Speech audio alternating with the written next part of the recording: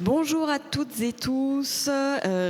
Merci d'être venus en si grand nombre pour cette conférence et je vous souhaite également la bienvenue au Festival de l'Histoire de l'Art si vous nous rejoignez à présent. Je vous rappelle que le Festival de l'Histoire de l'Art est une manifestation du ministère de la Culture organisée par l'Institut national d'Histoire de l'Art et le château de Fontainebleau, ce lieu magnifique dans lequel nous avons le privilège aujourd'hui de pouvoir écouter toutes ces interventions.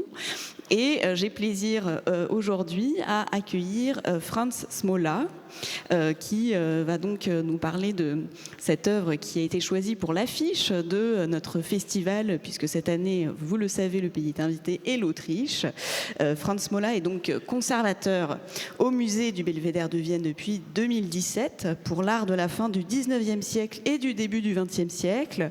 Il avait été avant cela conservateur au Leopold Museum de Vienne, où il a également assuré la direction muséologique par intérim, et il a été le commissaire de nombreuses et de grandes expositions portant sur les modernes classiques de Vienne, autour de ces fameuses années 1900, et parmi elles, citons actuellement cette exposition en cours au Belvédère, Gustav Klimt, Pigment on Pixel, redécouvrir l'art grâce à la technologie, dont il va, je crois, être question au sein de cette conférence, et que j'ai eu le bonheur de voir justement à Vienne le mois dernier, une exposition très impressionnante. Voilà, donc peut-être on aura quelques mots également là-dessus. Les questions donc se feront à l'issue de la conférence. Je passe tout de suite la parole à notre conférencier. Je vous souhaite une très belle conférence. Merci.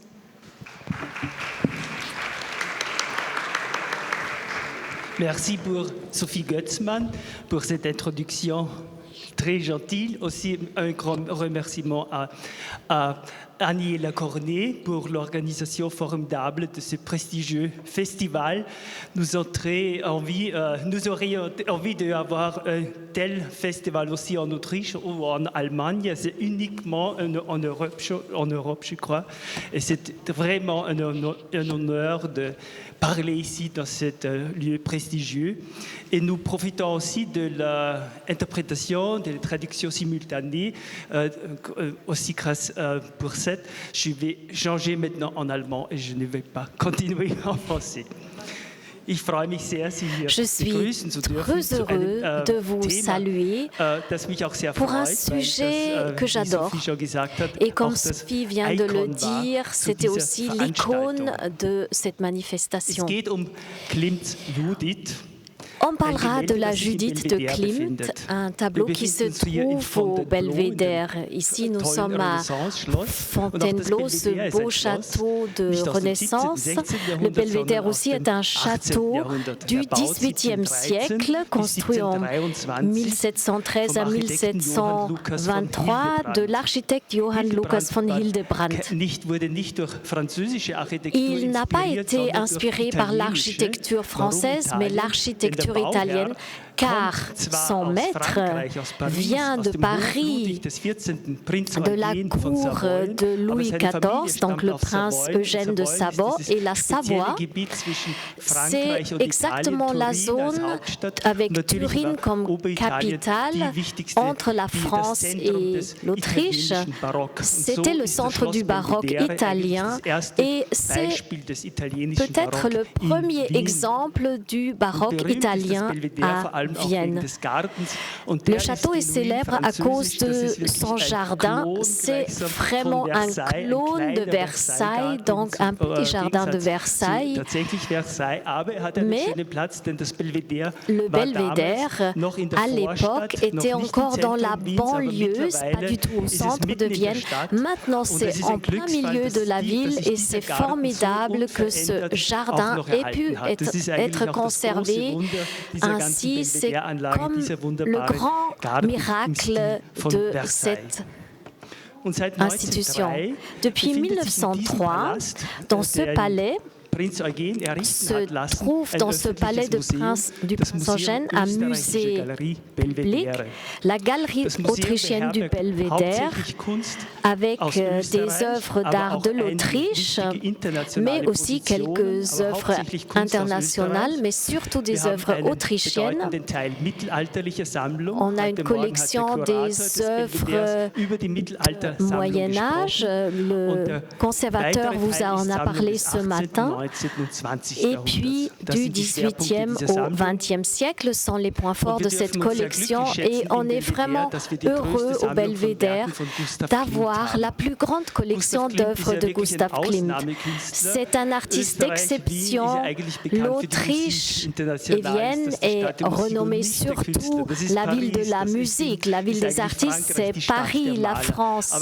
Paris est la ville des peintres, mais Klimt traverse tous les stéréotypes et est tellement connu internationalement comme un peintre viennois que c'est un phénomène que nous ne pouvons pas comprendre, mais c'est une popularité incroyable.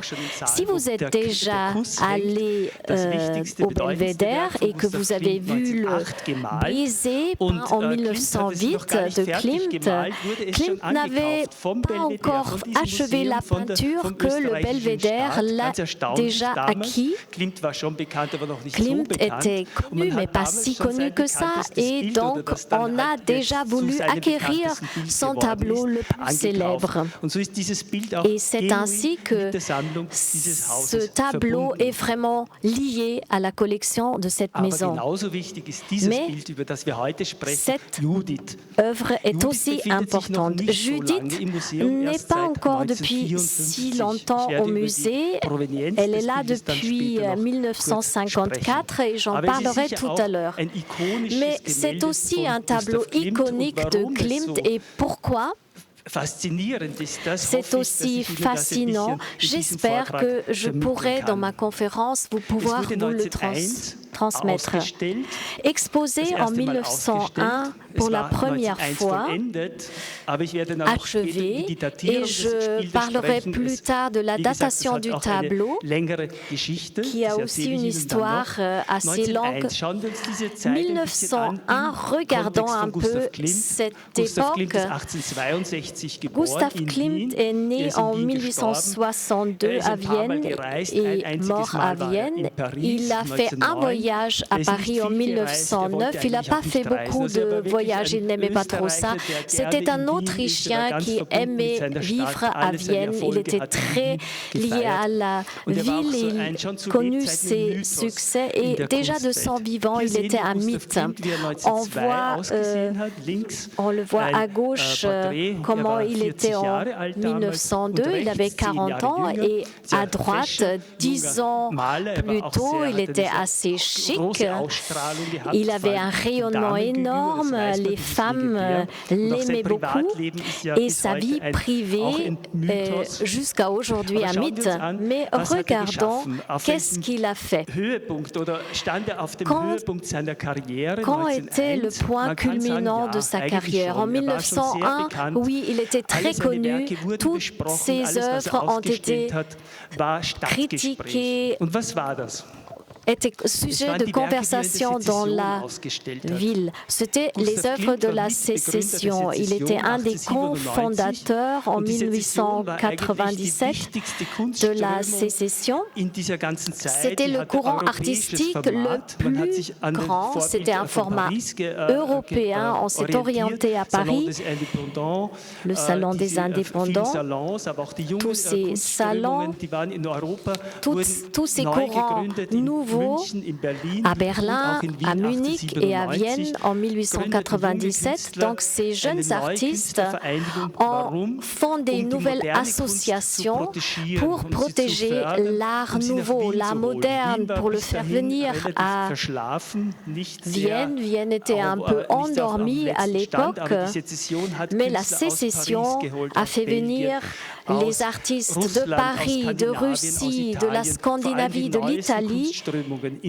Donc les courants artistiques, le symbolisme, le post-impressionnisme, tout ça est a été exposé. Si regardez le bâtiment, c'est un des points culminants de l'architecture du Jugendstil construit de Olbrich, qui venait de la province autrichienne et a construit à Vienne, puis émigré en Allemagne, où il est mort en 1908. À droite, vous voyez la photo de Gustav Klimt avec ses amis et collègues. Il n'y avait pas de femmes admises, donc c'est un groupe uniquement composé d'hommes. En préparant une des expositions les plus célèbres, la Beethoven. C'était en 1902 autour d'un personnage que Max Klinger, une sculpture de Max Klinger qui a été exposée. C'était une statue culte qui aujourd'hui est beaucoup moins connue. Aujourd'hui, elle se trouve à Leipzig et les artistes ont fait autour de cette statue une installation, une mise en scène théâtrale autour de Beethoven. Donc c'était une année de commémoration et Klimt y a fait la frise de Beethoven, une frise morale de plus de 30 mètres qu'il a déjà commencé à préparer en 1901. Donc avec une narration symbolique avec les points culminants de l'œuvre de Beethoven transposés dans un langage pictural, la lutte du bien contre le mal,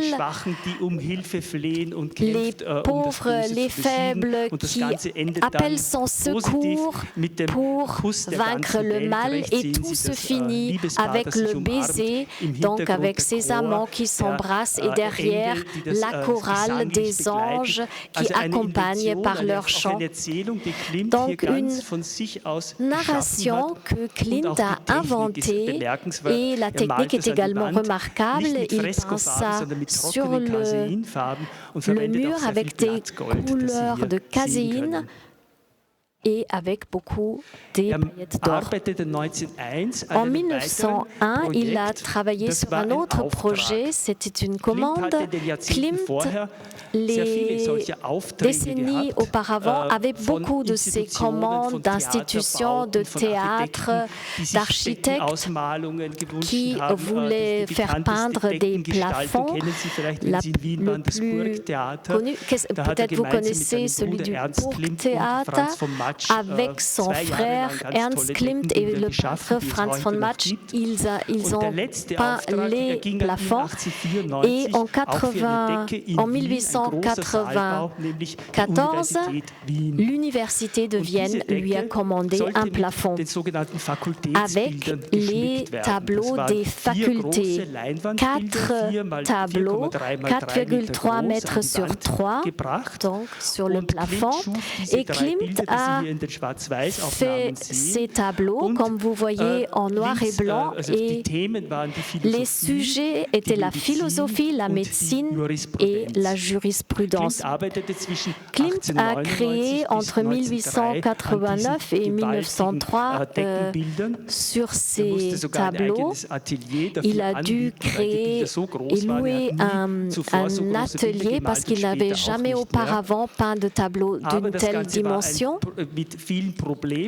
Mais il y avait bien sûr aussi beaucoup de problèmes, car en 1894, quand il a reçu la commande, il était un autre qu'en 1901, quand il avait terminé les tableaux.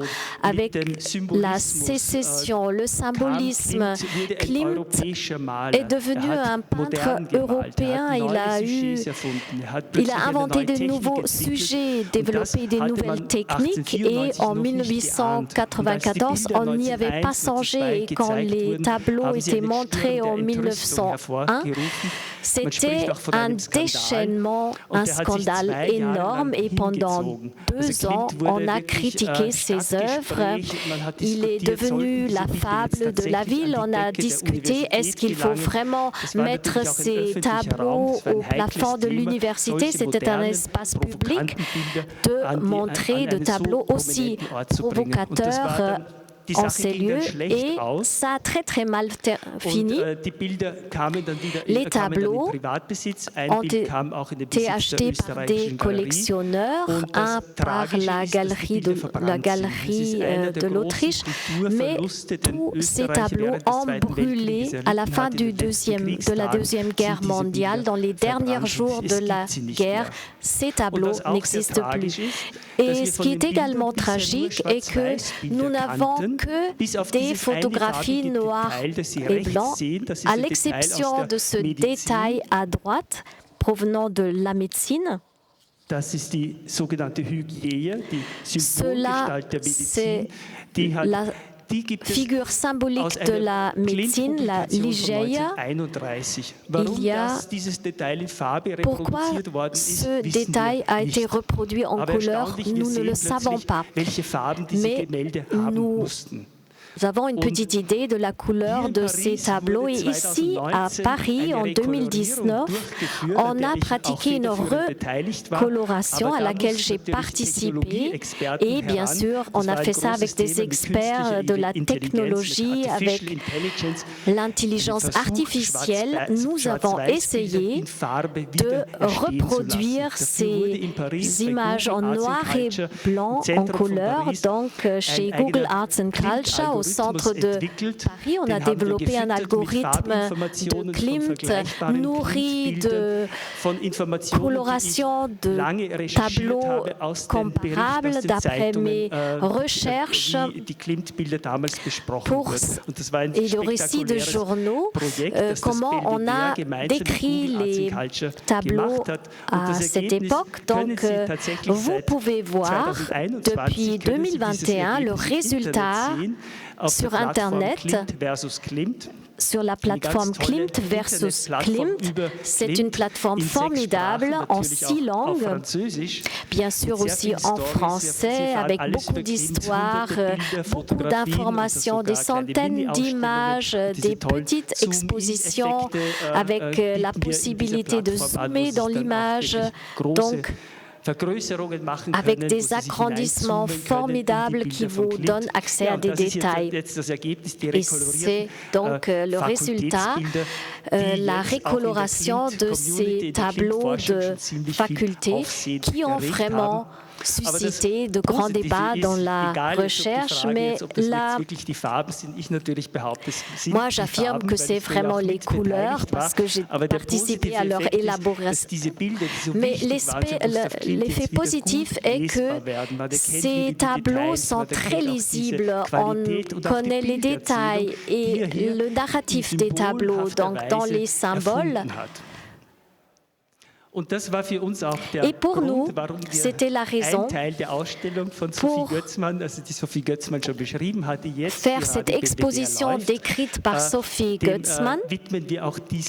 Donc nous la consacrons à ce projet de recherche et nous montrons en taille réelle, comme Klimt les avait prévus, 4,3 mètres sur 3 mètres, et nous montrons également une installation du plafond si jamais on avait monté ces tableaux sur le plafond et malheureusement tout a brûlé.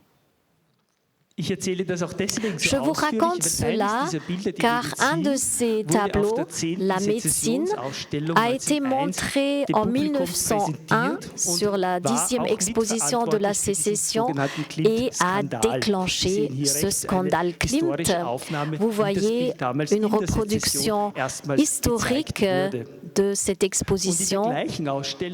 Et dans cette même exposition, notre tableau, la Judith, a été montré. Malheureusement, il n'y a pas de photo. Il faut que vous ajoutez foi à mes paroles. Donc, la première présentation de Judith. Qu'est-ce que c'est ce tableau de Judith? Pourquoi il l'a peint? Est-ce que c'était une commande? Non. Tous ces grands tableaux allégoriques n'étaient jamais des commandes, le baiser non plus. Mais on ne sait pas pourquoi il a fait ce qu'il a inspiré. C'est un thème biblique. Et c'est très rare que Klimt a peint des sujets bibliques. Quand vous le regardez, ce tableau ne fait pas penser à une héroïne biblique, mais plutôt une femme fatale. Et c'est ce que les contemporains ont immédiatement remarqué, son rayonnement érotique. Mais ce tableau-là n'a pas suscité les réactions aussi indignées que les tableaux de la faculté. Ce tableau a plu au public. La raison est peut-être parce que ce n'était pas du tout une commande destinée à un espace public, mais pour une collection privée, et ça faisait une grande différence aussi dans la réception. Qui était Judith? C'était une héroïne de la Bible qui a vécu autour de 700 avant Jésus-Christ en Béthulie. La ville fut assiégée par une armée assyrienne, par Holoferne.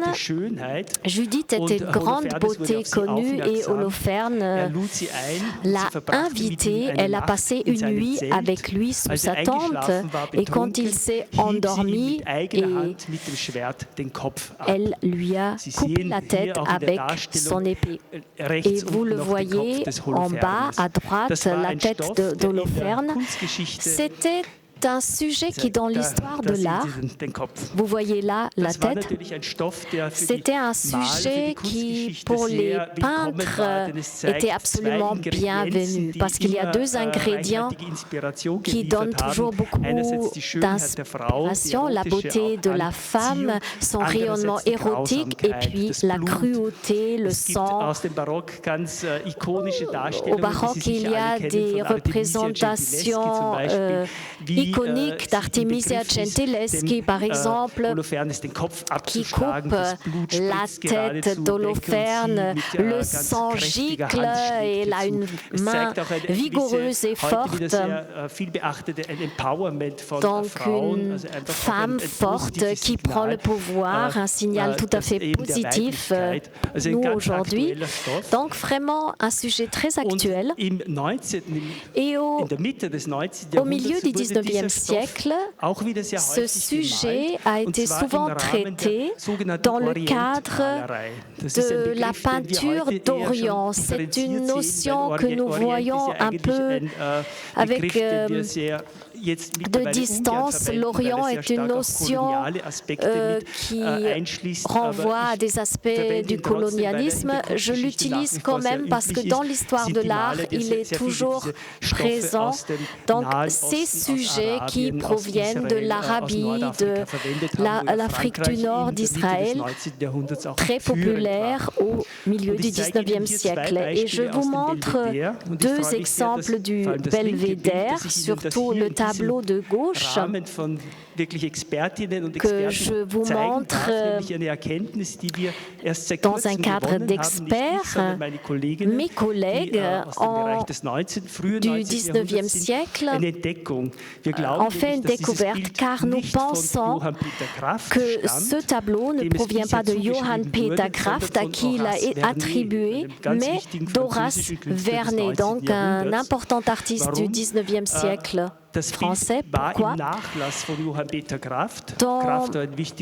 Nous avons trouvé dans l'œuvre posthume de un fécit d'Horace Vernet sur une gravure, et cela nous fait penser que c'est un tableau de lui. Si vous êtes expert d'Horace Vernet, s'il vous plaît, manifestez-vous et témoignez de votre savoir. Donc, nous avons un nouveau artiste artistes français dans notre collection. À droite, un artiste viennois, Leopold Pollack, qui a émigré à Rome. Et les deux exemples montrent la Judith costumée comme des personnages de théâtre. On voit tout de suite, ah oui, c'est un personnage d'un pays lointain qui a vécu, on la reconnaît immédiatement. Ça montre moins le crime, mais plutôt une Judith de théâtre. Et les deux autres exemples qui suivent, à gauche, une œuvre d'August Riedel, un peintre de la Bavière, de Munich, qui aussi est allé à Rome, qui montre Judith avec son épée et derrière, un peu cachée, la tête d'Holofernes. Et à droite, une œuvre de Clemens Bever de Düsseldorf qui appartenait à l'école de Düsseldorf, une très importante école du XIXe siècle. À gauche, un peintre français, Charles Landel, de 1895, donc on s'approche de l'époque de Klimt. Et là, vous voyez aussi qu'il est attaché à cette mode du XIXe siècle, Judith dans son entourage, avec son costume, avec son épée, donc avec les attributs conventionnels. Et à droite, une sculpture de Hermann Hahn, un artiste munichois, aussi de la collection du Belvédère. Si on compare Charles Landel et Klimt, on voit quand même très nettement la différence. Klimt renonce à cette représentation théâtrale au costume. Il montre une Judith avec une robe de fantaisie qui met en avant son rayonnement érotique et sa nudité.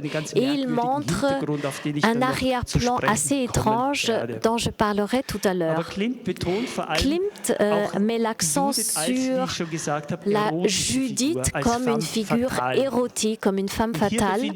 Et là, il est en bonne société, car le sujet de la femme fatale était un des sujets de prédilection des symbolistes et des artistes du Jugendstil. Vous connaissez peut-être l'œuvre de Franz von Stuck, un peintre qui habitait à Munich, qui était le Klimt. Comme Klimt à Vienne, il était Stuck important pour la ville de Vienne. Et il a fait ce tableau en 1893, le péché, Ève avec son serpent, donc un autre sujet biblique. On ne sait pas vraiment si c'est Ève, mais ce tableau aussi a un sujet biblique. Et aussi, le cadre a été dessiné par Stuck. Et le cadre de la Judith aussi a été conçu avec le tableau, donc c'est conçu comme des œuvres totales. Et vous connaissez peut-être aussi la Madone d'Edvard Munch. Il l'a peint en plusieurs variations en 1894 et 15 comme lithographie, gravure sur bois. Et dans la position et dans son motif, on voit quand même des ressemblances avec le tableau de Klimt, surtout l'attitude de la tête. Klimt connaissait Munch.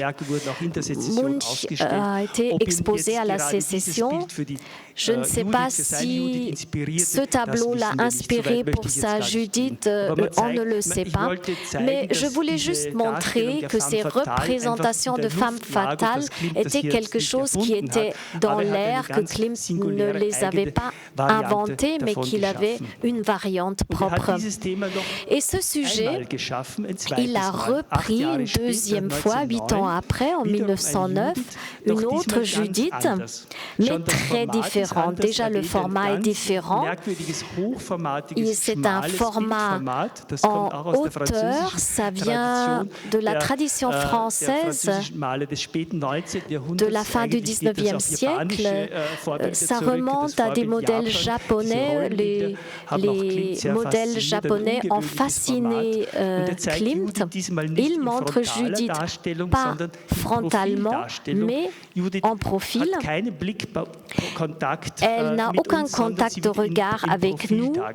Elle est vraiment représentée de profil dans ce tableau de 1909 et elle montre un mouvement assez intense, accentué par les ornementations autour,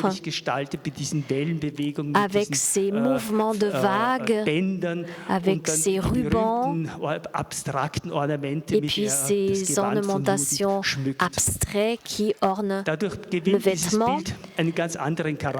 Ainsi, le tableau a un tout autre caractère et ce mouvement a inspiré certains interprètes à voir une Salomé dans cette Judith.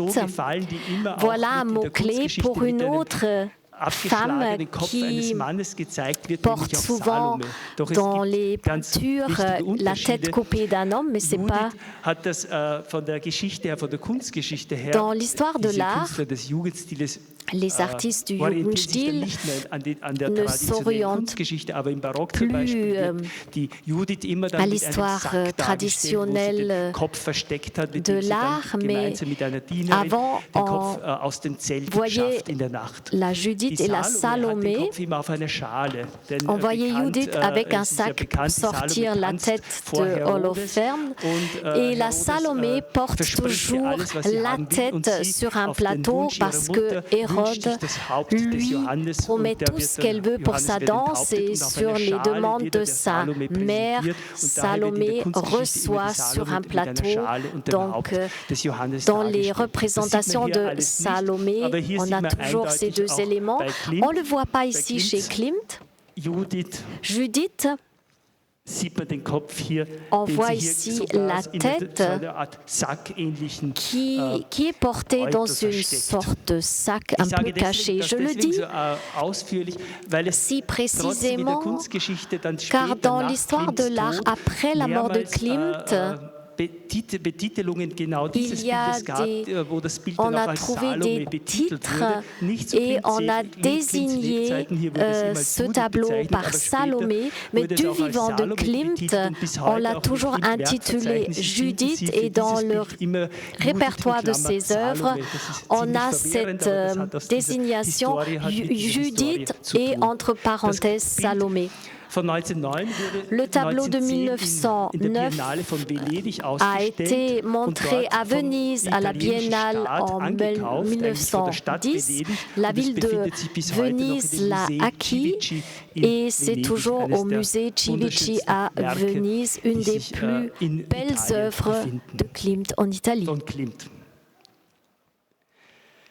Je reviens à la datation.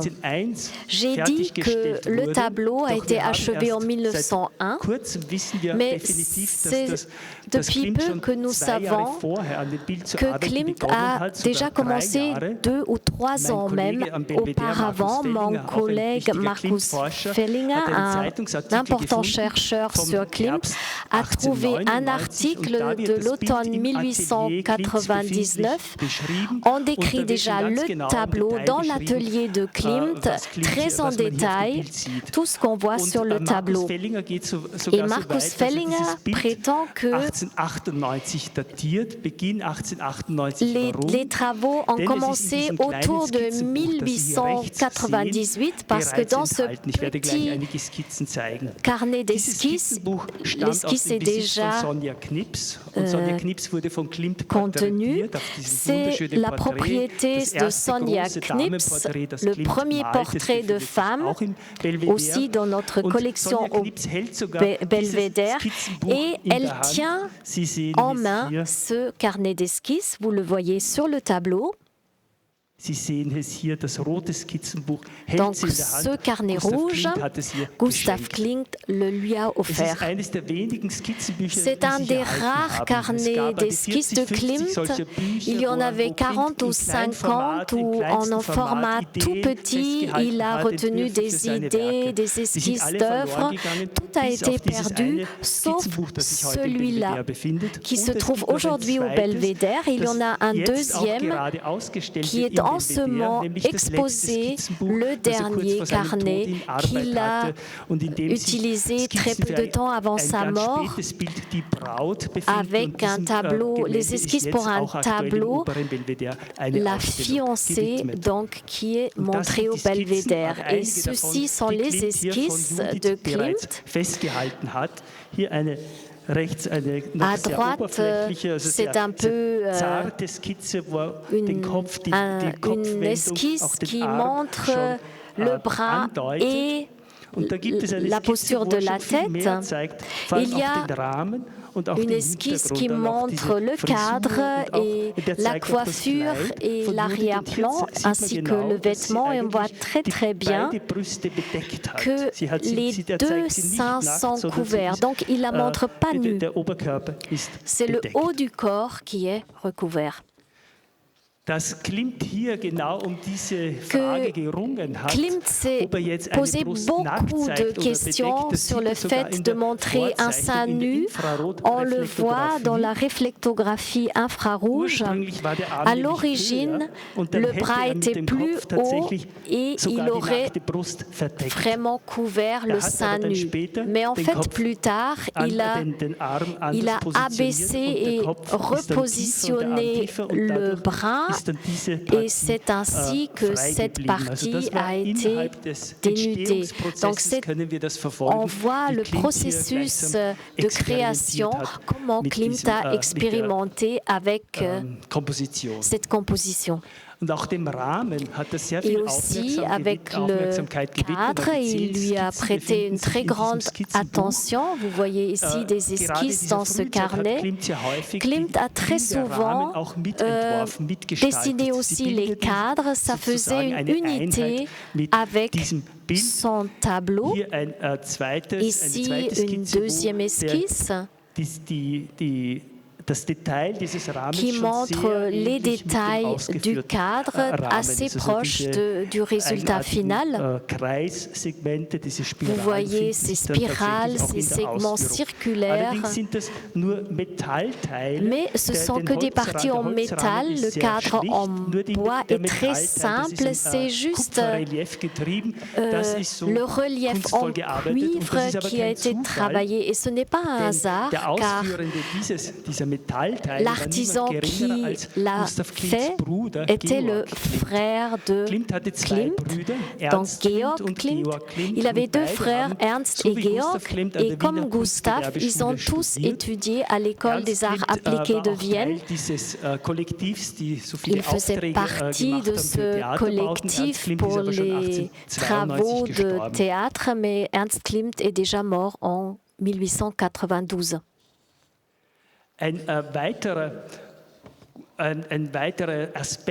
Un autre aspect qui nous frappe peut-être pas au premier regard, mais quand on regarde d'un peu plus près, est l'arrière-plan.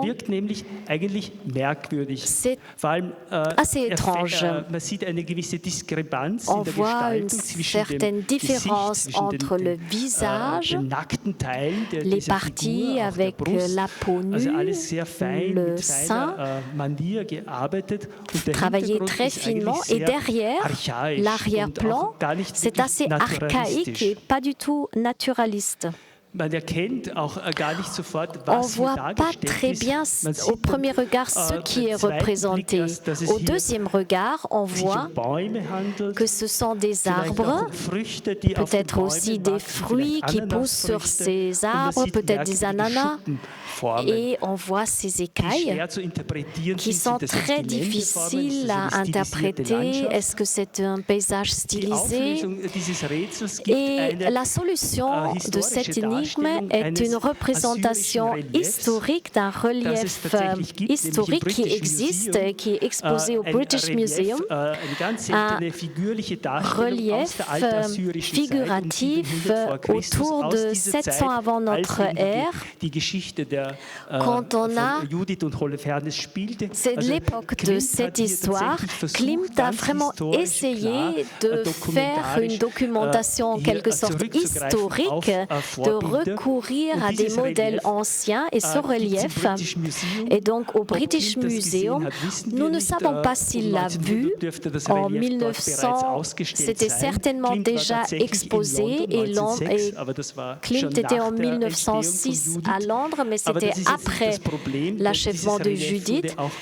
Mais on a aussi publié ce relief, par exemple celle-ci de 1853, où on décrit ce relief stylisé et Klimt s'est vraiment tenu presque comme un esclave à cette représentation. C'est assez passionnant qu'il a essayé de continuer d'utiliser ces formes historiques. Et un autre facteur, c'est l'ajout de l'or. Et là, il y a un nouveau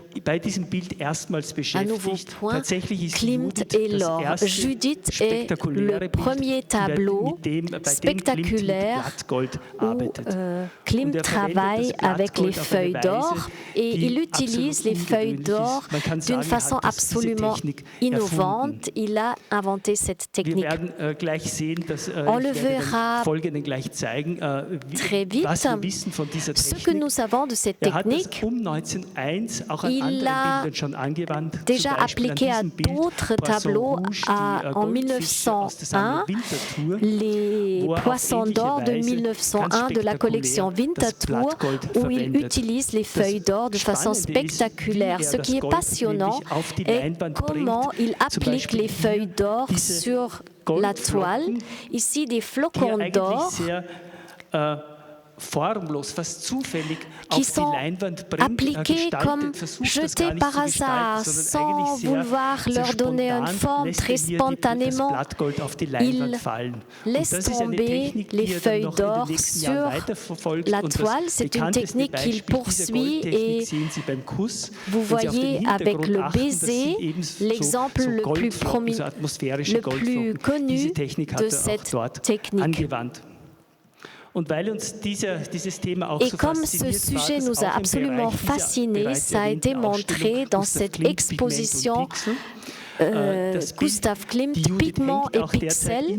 Le tableau de Judith est bien placé dans cette salle de l'exposition, où nous montrons sur 3 tableaux comment cette technique de Klimt fonctionnait. C'est une application des feuilles d'or vraiment spécifique et cette exposition ne montre pas seulement la technique de l'or, mais aussi les résultats de nos recherches des 10 dernières années où nous avons regardé les tableaux avec des techniques de radiologie et de réflectologie avec des caméras ultraviolettes.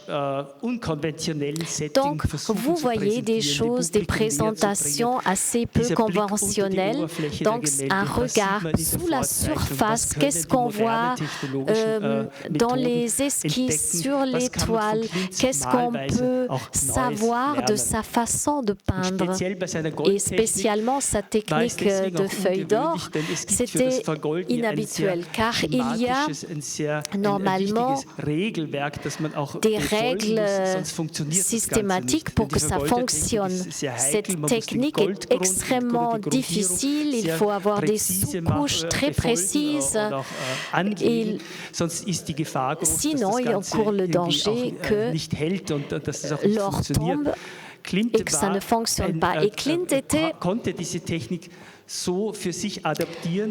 quelqu'un qui adaptait cette technique pour ses propres propos, pour obtenir les effets qu'il avait voulu. Par exemple, au-dessus de la feuille d'or, il applique la couleur d'huile Vous voyez ça, par exemple, sur le collier de Judith, où il essaye, avec les feuilles d'or, de créer ces effets d'illusion. On pense que la couleur est appliquée comme avec beaucoup d'épaisseur, mais en réalité, la couleur et les feuilles d'or sont appliquées de façon extrêmement fine. Et ici, par exemple, le tissu de soie qui couvre le haut du corps, Klimt procède de façon complètement innovante. Il jette comme spontanément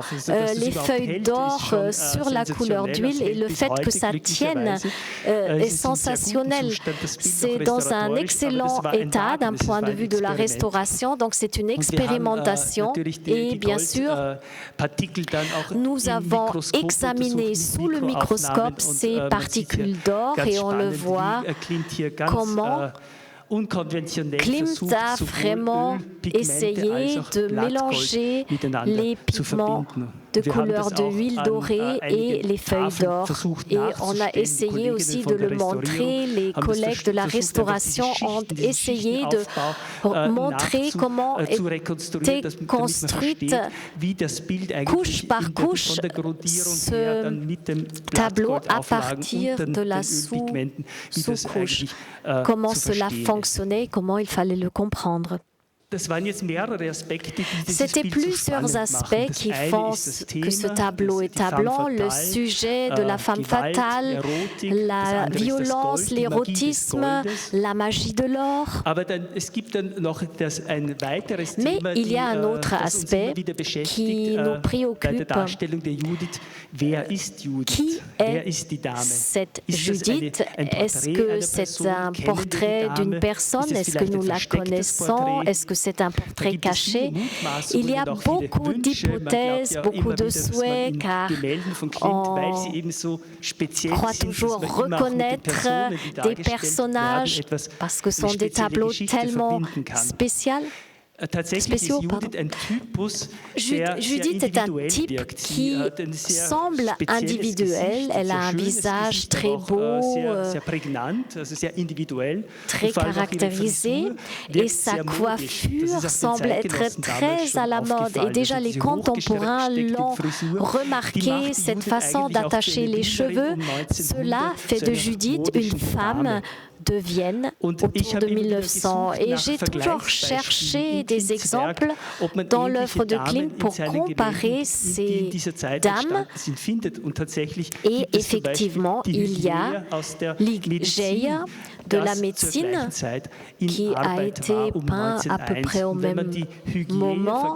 Et si on compare Igeia avec Judith, Igeia semble moins être une femme fatale, mais elle semble une prêtresse qui représente la médecine. Mais Klimt la montre aussi plein de secrets magiques, comme une prêtresse qui tient le serpent d'Esculape qui boit dans un gobelet qu'elle tient à la main. Donc c'est assez mystérieux. Et aussi dans le tableau de la philosophie, il y a une représentation ici en bas. C'est la figure symbolique du savoir et de la connaissance. Le visage est tout à fait comparable avec la tête de Judith. Et en même temps, en 1898, Klimt dessine beaucoup de femmes. Un de ses dessins a été publié dans le journal, dans la revue Vers Sacrum, La sorcière. C'est un titre qui provient probablement pas de Klimt, mais de Hermann Bahr, le premier propriétaire du dessin. Mais le dessin montre aussi ce type de femme fatale. Et avec ce titre, La sorcière, ce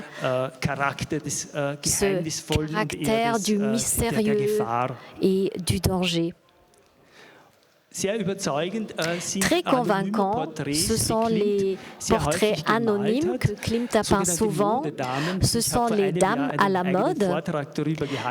J'ai fait une conférence sur ces tableaux. Klimt est connu pour ses tableaux, ses commandes, portraits de femmes très riches, mais il en a fait autant de tableaux que de femmes anonymes qu'il a fait dans un contexte avec une représentation de mode où il était très libre dans le contenu. Il a choisi un modèle et puis, les mettant dans un beau costume, les a peints. Et ces tableaux, il y en a du début jusqu'à la fin de son œuvre. Cette dame est peinte en 1898, assez comparable à la Judith. Ici, un autre tableau, un peu plus tard, cette dame à la mode. Et finalement, la grande question, est-ce que Judith est un portrait caché d'Adèle Bloch-Bauer, ce tableau iconique? Regardez, est-ce que ces dames se ressemblent? Je vous laisse le choix. Bien sûr, la coiffure à la mode est très comparable, les traits du visage. Moi, j'ai trouvé une réponse pour moi, car en 1898, elle avait 17 ans, Adèle Bloch-Bauer. Vous voyez sa photo à 17 ans. Je suis un peu sceptique si Judith est un portrait caché d'Adèle Bloch-Bauer.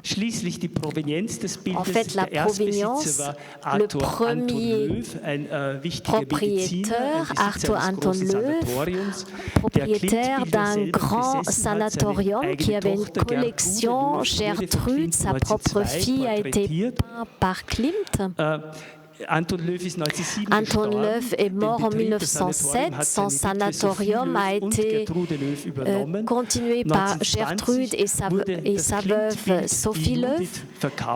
En 1920, le tableau était venu à Genève et l'acheteuse était une des habitantes la plus connue de Genève, Berthe Hodler, la veuve du célèbre peintre suisse. Et en 1954, Berthe Hodler avait 86 ans. Elle s'est séparée de ce tableau et la galerie du Belvédère l'a acheté. Et depuis, c'est à Vienne. Merci pour votre attention.